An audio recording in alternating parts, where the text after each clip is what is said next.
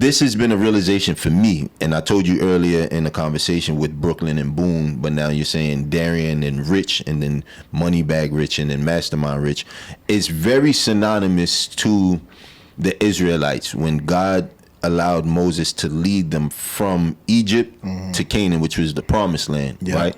And a lot of us don't realize that who we once were fuels and motivates the purpose that God has ordained for us into that promised land, which is Canaan, right? Yep. From Darian to Rich, from Moneybag Rich to Mastermind Rich, who is both, right?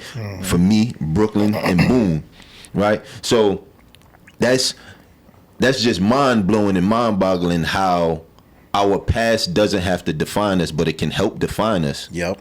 Right? We can see what was, and we can either stay in that darkness, or we can see the light and realize, like, hey, I want to experience this, or I know that there's more out there for me that I can take advantage of, and I can use where I came from in order to not only put myself in a better position, but to also help and encourage others to be put in a better position. 100%. The mission that God has put me on, yes, sir, to create my company the way it's been created, Attractive Mindset, was, understanding how to meet people that don't want to be found. Yeah.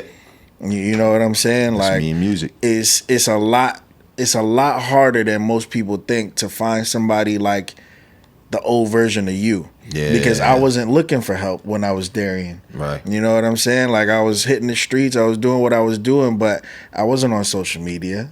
I wasn't getting coaches or mentors. I wasn't doing any of that. I wasn't going to college. I wasn't going to school to have somebody say, hey, you can better your life or do this. Like, and so being able to understand the version of myself that I was and who I became now, I find the me's a lot easier, and I find the me's that deal with battles and don't want to ask for help, don't want to deal with help, or don't want to associate themselves with, maybe owing somebody something or whatever, because I've dealt with that. And, my pride kept me held down as Darian for a long time because I didn't want to associate myself with anybody or be a burden to anybody or do any of that. And so now, at the stance that I am, when I meet these individuals, whether they're male, female, it doesn't matter.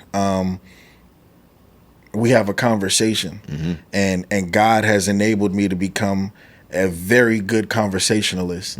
And so it's not something where it's like, hey, I'm talking to you to sell you something, or I'm talking to you to take care of you, but I'm talking to you as a friend.